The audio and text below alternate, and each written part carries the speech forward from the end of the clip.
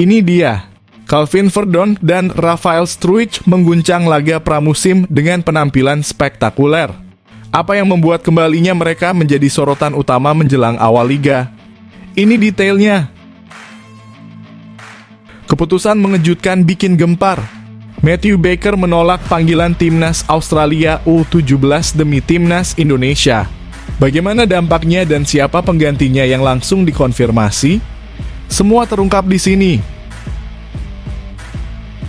Sensasional. Justin Hubner bocorkan alasan sebenarnya kenapa dia beralih dari fokus ke timnas Belanda ke timnas Indonesia. Apa yang membuatnya yakin ini langkah yang lebih keren? Temukan faktanya di sini. Ini dia, reaksi mengejutkan oleh Romeni saat ditawari gabung timnas Indonesia.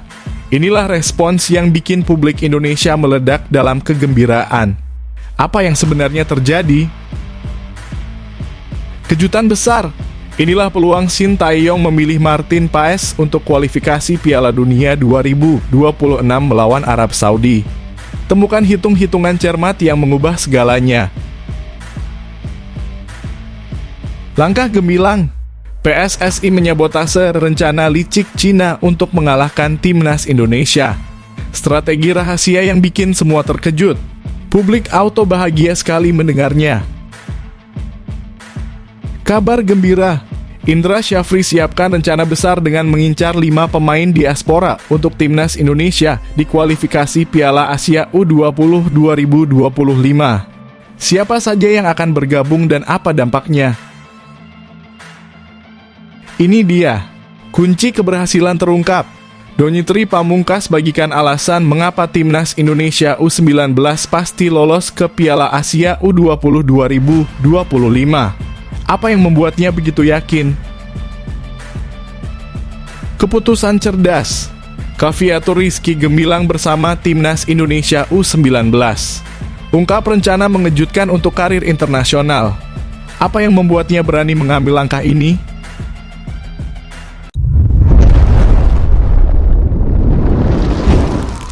Sebelumnya mohon subscribe channel ini dulu supaya nggak ketinggalan berita terupdate timnas Indonesia. Ini dia, Calvin Verdonk dan Rafael Struijk mengguncang laga pramusim dengan penampilan spektakuler. Apa yang membuat kembalinya mereka menjadi sorotan utama menjelang awal liga? Ini detailnya. Dua pemain kunci timnas Indonesia, Calvin Verdonk dan Rafael Struijk, kembali menjadi andalan dalam laga pramusim bersama klub mereka masing-masing di Eropa. Verdonk menjadi starter untuk NEC Nijmegen saat melakoni uji coba melawan klub Prancis Le Havre di Goffert Stadion pada Sabtu dini hari tadi. Beroperasi di posisi favoritnya sebagai bek sayap kiri, Verdonk tampil penuh selama 90 menit. Namun dia tidak berhasil membawa NEC Nijmegen meraih kemenangan karena laga berakhir dengan skor imbang 1-1. Pertandingan ini merupakan uji coba terakhir NEC Nijmegen sebelum berlaga di Eredivisie yang akan dimulai akhir pekan depan. Verdonk cukup sering dipercaya oleh pelatih Rogier Meijer selama tur pramusim. Dalam 4 pertandingan yang dilakoni, dia tampil 3 kali sebagai starter. Meskipun absen pada laga pertama melawan klub Belgia Standard Liège, bek berusia 27 tahun itu bermain sejak menit pertama dalam uji coba selanjutnya melawan Hertha BSC dari Jerman. NEC Nijmegen akan membuka perjuangan mereka di Eredivisie musim depan dengan menjamu FC Twente pada 10 Agustus 2024. Pada hari yang sama, Rafael Struijk juga menjadi andalan lini depan ADO Den Haag dalam uji coba terakhir melawan Jong AZ. Ini merupakan kali ketiga berturut-turut striker timnas Indonesia itu dipercaya sebagai starter oleh pelatih dari Jack Kalezic. Dalam pertandingan tersebut, Rafael Struijk bermain selama 82 menit sebelum digantikan oleh Lorenzo Maslan. ADO Den Haag akhirnya kalah dramatis 1-2. Meskipun demikian, Struijk tetap bisa mengambil sisi positif dari pertandingan ini. Melihat betapa sering dia diturunkan oleh dari Jack Kalezic selama pramusim, harapannya untuk menembus tim utama ADO Den Haag terbuka lebar.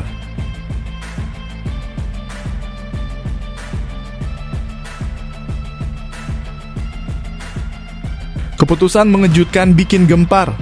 Matthew Baker menolak panggilan timnas Australia U17 demi timnas Indonesia. Bagaimana dampaknya dan siapa penggantinya yang langsung dikonfirmasi? Semua terungkap di sini. Federasi Sepak Bola Australia mengonfirmasi bahwa Matthew Baker menolak panggilan untuk bergabung dengan timnas Australia U17. Sebagai gantinya, pelatih Brad Maloney memanggil Logan Sambro-Ock dari klub North Coast Football untuk menggantikan pemain Melbourne City U18 tersebut. Matthew Baker menolak panggilan skuad dan langsung diganti Logan Sambro-Ock. Ia dipanggil karena tampil bagus saat bermain di National Youth Championships Boys Tournament di Wollongong, demikian pernyataan resmi Federasi Sepak Bola Australia. Sebelumnya, pada Rabu pagi 31 Juli lalu, para pencinta sepak bola tanah air dibuat heboh dengan kabar bahwa Matthew Baker, pemain timnas Indonesia U16 di Piala AFF U16 2024, dipanggil ke timnas Australia U17 oleh Brad Maloney. Kabar tersebut membuat pencinta sepak bola Indonesia khawatir bahwa Matthew Baker yang tampil apik sebagai fullback kiri di Piala AFF U16 2024 akan membelot ke Australia. Terlebih lagi, pemain 15 tahun ini tinggal dan berkarir di Australia. Namun, Matthew Baker merespons panggilan itu dengan cara yang brilian. Ia memasang foto dirinya membentangkan bendera Indonesia di stories Instagramnya. Foto tersebut menunjukkan bahwa dirinya tidak akan membelot dan tetap setia kepada Indonesia. Benar saja, pada Rabu sore 31 Juli PSSI mengonfirmasi bahwa Matthew Baker menolak panggilan dari Australia dan berkomitmen membela Indonesia. Matthew Baker akan tetap bergabung di pemusatan latihan kita tanggal 11 di Bali sesuai dengan undangan kita, kata Arya Sinulinga. PSSI sudah berbicara dengan keluarganya Baker dan mereka komit tetap bersama kita, jelas Arya. Selanjutnya, timnas Indonesia U17 akan menggelar pemusatan latihan di Bali Nol pada 11 Agustus sampai 1 September 2024. Kemudian pada 1 hingga 15 September 2024, timnas Indonesia U17 akan berlatih di Jakarta.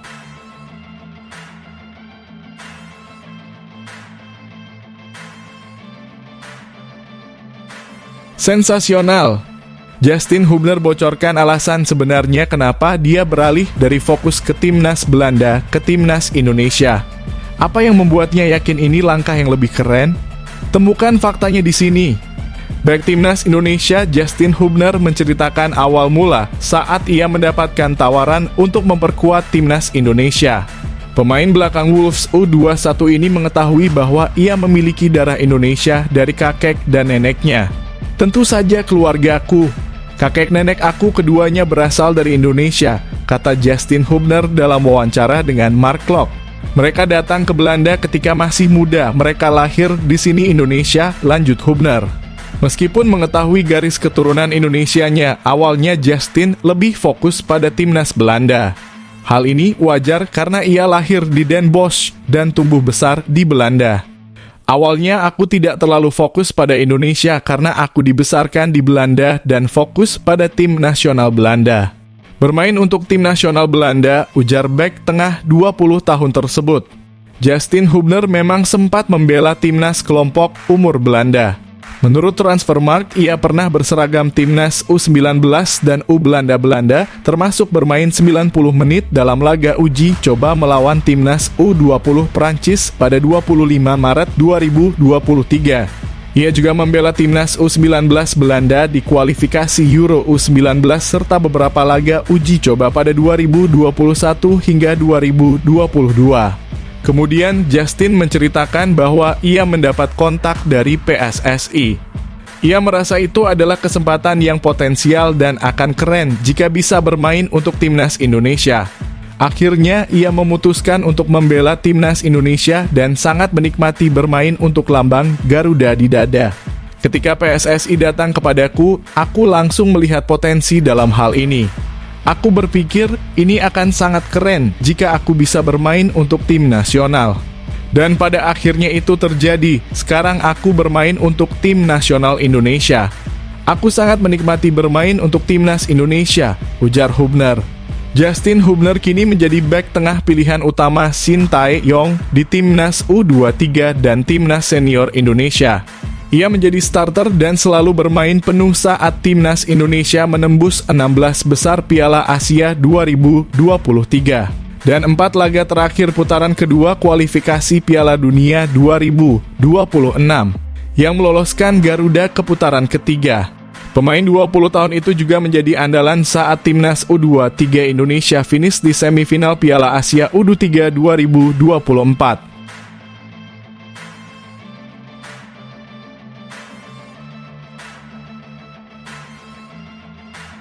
Ini dia reaksi mengejutkan oleh Romeni saat ditawari gabung timnas Indonesia. Inilah respons yang bikin publik Indonesia meledak dalam kegembiraan. Apa yang sebenarnya terjadi?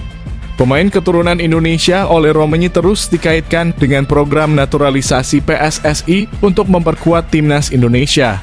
Terbaru, Romeni kembali diajak untuk segera menjadi warga negara Indonesia dan respons pemain FC Utrecht itu membuat pencinta sepak bola tanah air tersenyum dan auto bahagia. Romeni saat ini banyak dikaitkan dengan rencana pelatih timnas Indonesia, Shin Tae-yong, yang mencari pemain keturunan Indonesia Belanda untuk memperkuat lini depan skuad Garuda. Pemain berusia 24 tahun ini dianggap sebagai solusi atas masalah ketajaman lini serang timnas Indonesia. Romeni sering memberi kode yang membuat fans timnas Indonesia berharap dia bisa menjadi WNI. Terbaru, dia berfoto bersama dua pemain naturalisasi timnas Indonesia, Jay Itzes dan Ivar Jenner. Ketiga pemain itu berkumpul karena klub Jenner dan Romeni FC Utrecht bertanding melawan Venezia FC Club yang diperkuat Jay Itzes pada Jumat 2 Agustus kemarin. Dalam momen tersebut, Romeni berfoto bersama dua pemain naturalisasi timnas Indonesia. Dalam kesempatan yang sama, seorang WNI bertemu dengan Romeni dan mengajaknya untuk segera bergabung dengan timnas Indonesia. Percakapan mereka kemudian diberitahukan kepada publik oleh pengamat sepak bola Bung Harpa melalui akun YouTube-nya. Dalam video tersebut, Romeni memberikan tanggapan atas ajakan tersebut. Ada banyak hal yang harus dipertimbangkan dulu buat saya, tapi sudah ke arah yang bagus, kata Romeni dikutip dari akun YouTube Bung Harpa. Pernyataan Romeni ini dianggap sebagai pertanda baik karena menunjukkan bahwa proses naturalisasi Romeni sudah menuju arah yang positif. Para fans sepak bola tanah air kini tinggal menunggu kabar baik dari PSSI terkait proses naturalisasi Romeni.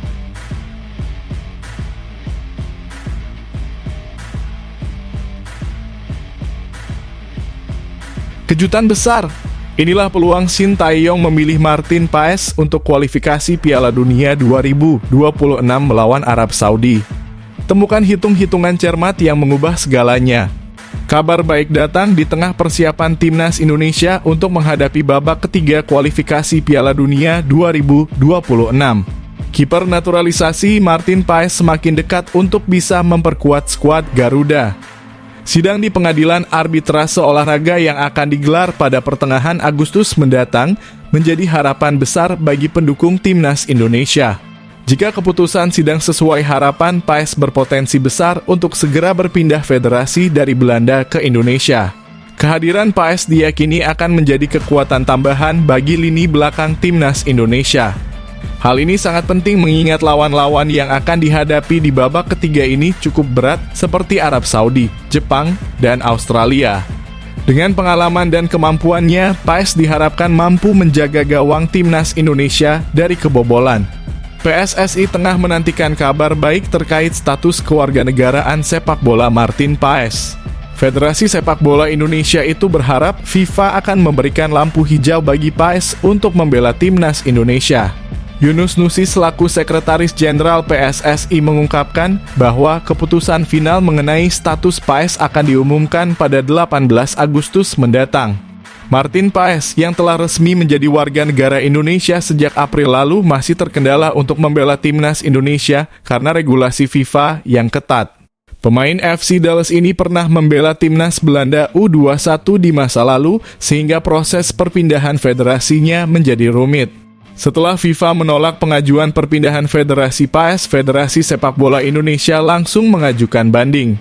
Banding ini akan disidangkan pada pertengahan Agustus mendatang.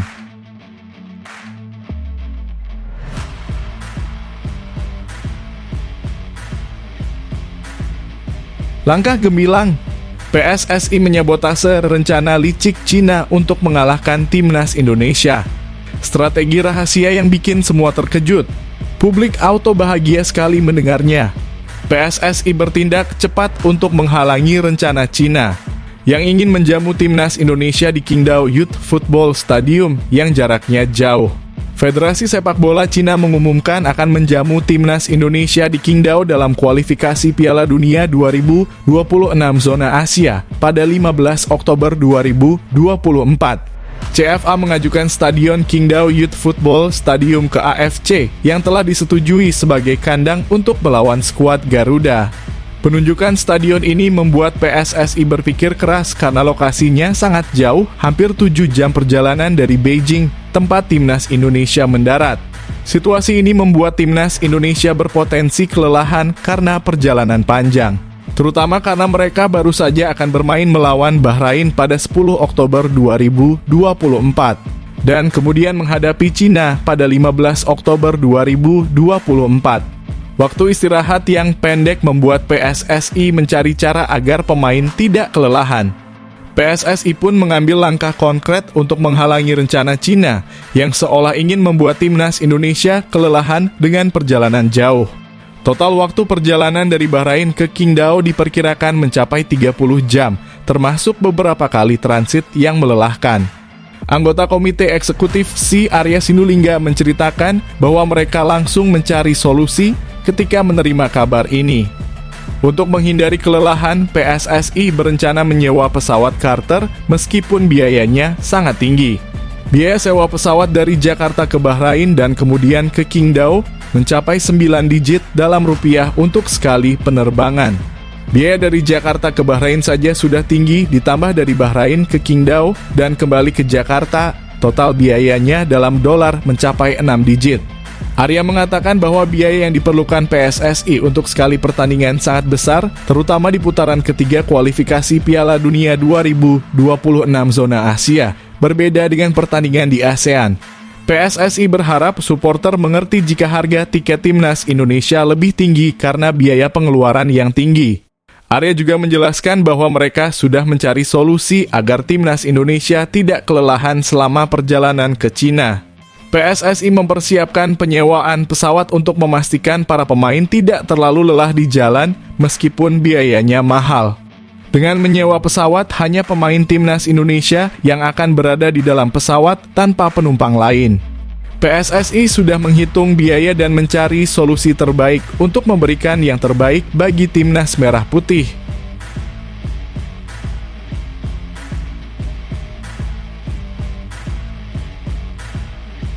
Kabar gembira, Indra Syafri siapkan rencana besar dengan mengincar 5 pemain diaspora untuk timnas Indonesia di kualifikasi Piala Asia U20 2025.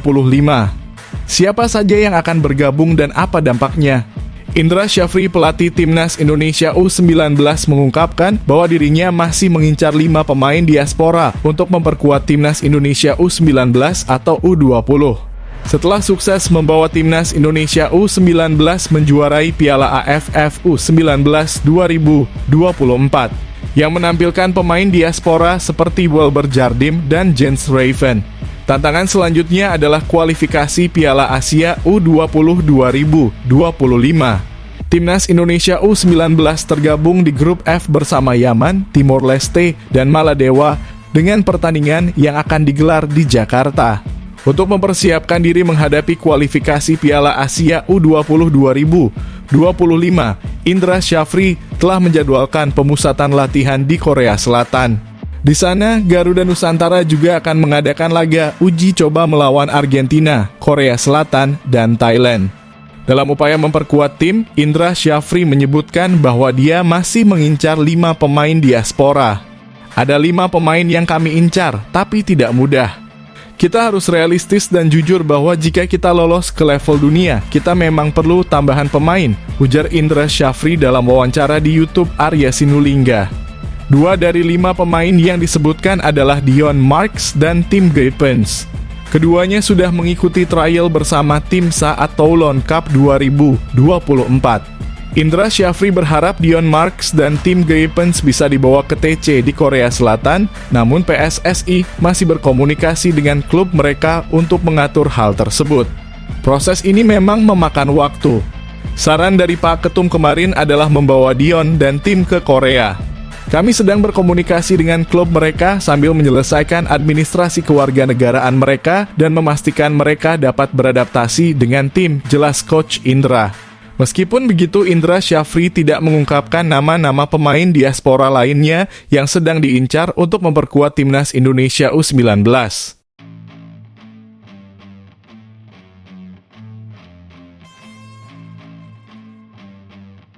Di luar dugaan, timnas Vietnam merencanakan balas dendam besar-besaran ke timnas Indonesia. Uji coba lawan Rusia jadi langkah strategis. Apa yang sebenarnya terjadi di balik langkah mengejutkan ini? Federasi Sepak Bola Vietnam atau VFF saat ini sedang aktif menjalin komunikasi dengan Federasi Sepak Bola Rusia untuk mengatur pertandingan uji coba antara kedua tim nasional yang direncanakan berlangsung pada bulan September mendatang. Proses negosiasi ini telah menambah antusiasme di kalangan penggemar sepak bola Vietnam. Jika pertandingan ini berhasil dilaksanakan, akan menjadi uji tanding yang sangat menarik. Hal ini dikarenakan terdapat perbedaan yang cukup besar dalam peringkat FIFA kedua negara. Saat ini, Rusia berada di peringkat 33 dunia, sedangkan Vietnam menempati posisi 115. Meski demikian, VFF tetap optimis bahwa laga ini bisa terlaksana berkat hubungan baik yang telah lama terjalin antara kedua negara. Apa keuntungan yang bisa diperoleh Vietnam jika berhasil menghadapi Rusia?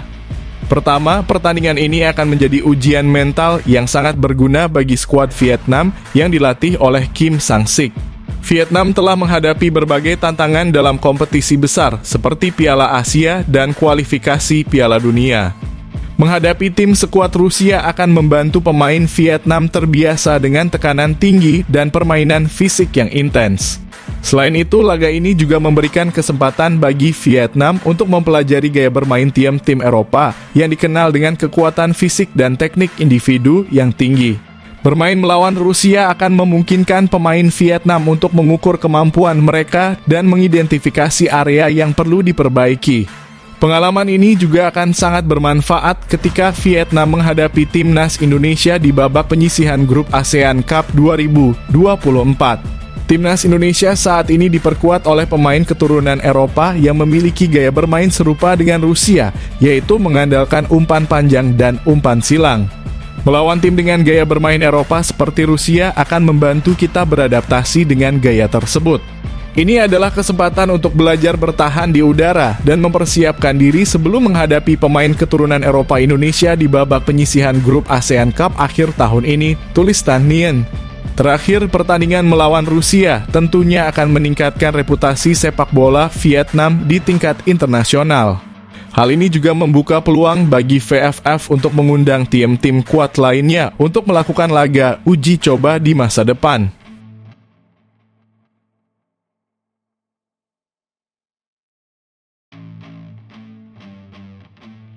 Ini dia, kunci keberhasilan terungkap.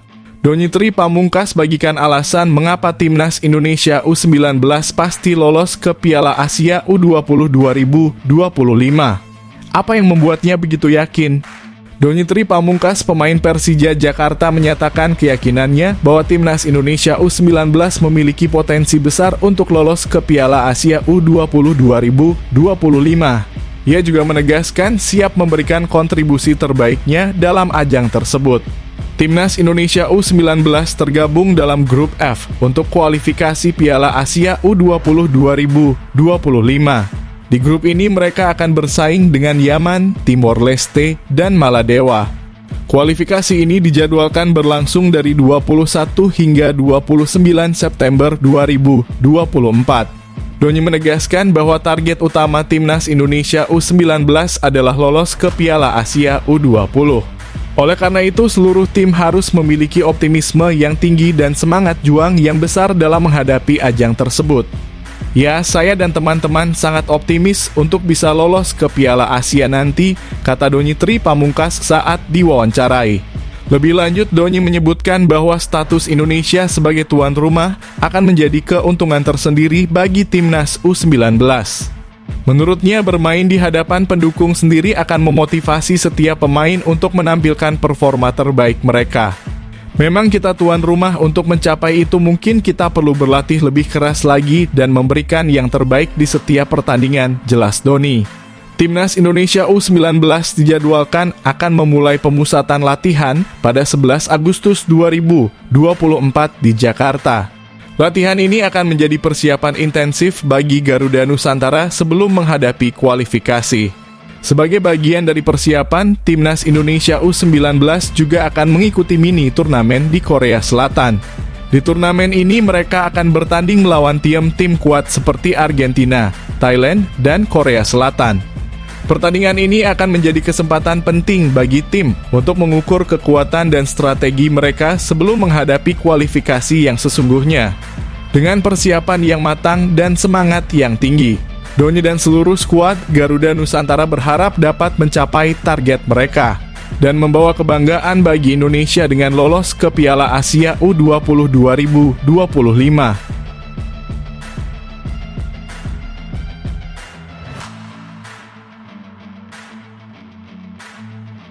Keputusan cerdas. Cafiatur Rizky gemilang bersama Timnas Indonesia U19. Ungkap rencana mengejutkan untuk karir internasional. Apa yang membuatnya berani mengambil langkah ini? Pemain Timnas Indonesia U19, Cafiatur Rizky, menyatakan keinginannya untuk bermain di luar negeri. Namun saat ini dia akan fokus meningkatkan kualitas permainannya agar menarik minat klub-klub asing. Cafiatur Rizky telah menunjukkan penampilan yang mengesankan saat membawa Timnas Indonesia U19 menjadi juara di Piala AFF U19 2024. Sebelumnya, ia juga berperan penting dalam kemenangan Timnas Indonesia U16 di Piala AFF U16 2022. Meskipun saat ini belum ada tawaran konkret dari klub luar negeri, Cafiatur tetap bertekad untuk mengejar karier internasional. Ia yakin bermain di luar negeri akan membantu mengembangkan potensinya lebih jauh. Belum ada tawaran, tapi saya ingin sekali bermain di luar negeri, kata Cafiatur Rizky saat diwawancarai. Sebagai pemain Borneo FC, Cafiatur terkenal karena kualitas umpan-umpannya yang matang. Ia mengaku bahwa kemampuan tersebut ditempa melalui latihan mandiri. Saya belajar sendiri. Lebih banyak latihan individu, terutama untuk set piece dan shooting, jelas Cafiatur. Cafiatur juga menyatakan bahwa dirinya tidak berpuas diri dengan capaian bersama Timnas Indonesia U19 di Piala AFF U19. Sebab timnya akan segera menghadapi tantangan baru di mini turnamen di Korea Selatan dan kualifikasi Piala Asia U20 2024. Persiapan kami dimulai pada 11 Agustus 2024, kami akan berkumpul lagi di Jakarta. Mungkin persiapan pertama akan fokus untuk turnamen mini di Korea Selatan, di mana kami akan melawan Korea Selatan, Argentina, dan Thailand, ucap Cafiatus. Dengan semangat dan dedikasi tinggi, Cafiatur Rizky berharap dapat terus berkembang dan mewujudkan impiannya bermain di luar negeri, sambil tetap memberikan kontribusi terbaiknya untuk Timnas Indonesia U19 di ajang-ajang mendatang.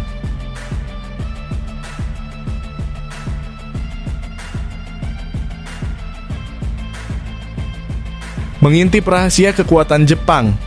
Apa yang harus diketahui Timnas Indonesia menjelang pertandingan seru di ronde 3 kualifikasi Piala Dunia 2026? Fakta mengejutkan yang akan mengubah perspektif Anda. Jepang akan menjadi salah satu lawan tangguh bagi Timnas Indonesia di grup C pada ronde ketiga kualifikasi Piala Dunia 2026 zona Asia. Selain Jepang dan Timnas Indonesia, grup C juga dihuni oleh Australia, Arab Saudi, Bahrain, dan Cina. Pertandingan antara Indonesia dan Jepang akan dilangsungkan pada 14 November 2024 di Jakarta sebagai pertandingan kandang Indonesia. Sementara pada 10 Juni 2025 Jepang akan menjadi tuan rumah saat menjamu Timnas Indonesia. Kekuatan sepak bola Jepang memang sudah terkenal di seluruh dunia. Jepang merupakan juara Piala Asia pada tahun 1992, 2000, 2004, dan 2011. Di level Piala Dunia, Jepang selalu berhasil lolos ke putaran final sejak edisi 1998, membuat mereka lolos 6 edisi berturut-turut. Prestasi terbaik Jepang di Piala Dunia adalah mencapai babak 16 besar. Namun di Piala Dunia 2022, Jepang menarik perhatian dunia dengan kemenangan mengejutkan atas Jerman dengan skor 2-1 di fase grup. Kekalahan tersebut membuat Jerman gagal melaju ke fase knockout Piala Dunia 2022, menunjukkan betapa menantangnya pertandingan melawan Jepang di ronde ketiga kualifikasi Piala Dunia 2026 zona Asia. Dalam sejarahnya, Jepang hanya beberapa kali menggunakan pelatih asing. Mereka lebih sering mengandalkan pelatih lokal. Saat ini, Hajime Moriyasu adalah pelatih tim nasional Jepang menggantikan Akira Nishino pada tahun 2018. Di bawah kepemimpinan Moriyasu, Jepang telah bermain 81 pertandingan dengan hasil 56 kemenangan, 10 kali imbang, dan 15 kekalahan, yang berarti persentase kemenangan mencapai 69,14%. Namun, Moriyasu belum berhasil membawa Jepang meraih gelar Piala Asia. Pada edisi Piala Asia 2023, Jepang hanya mencapai babak perempat final. Meskipun Jepang memiliki banyak pemain berbakat, jika harus memilih satu pemain bintang, Takumi Minamino layak mendapatkan julukan tersebut. Minamino, yang berusia 29 tahun, adalah salah satu pemain Jepang yang bermain di klub-klub Eropa. Setelah sebelumnya membela Liverpool dan Southampton, saat ini ia bermain untuk AS Monaco di Ligue 1 Prancis. Hingga kini Minamino telah mencatatkan 59 penampilan bersama tim nasional Jepang dan mencetak 21 gol untuk Monaco.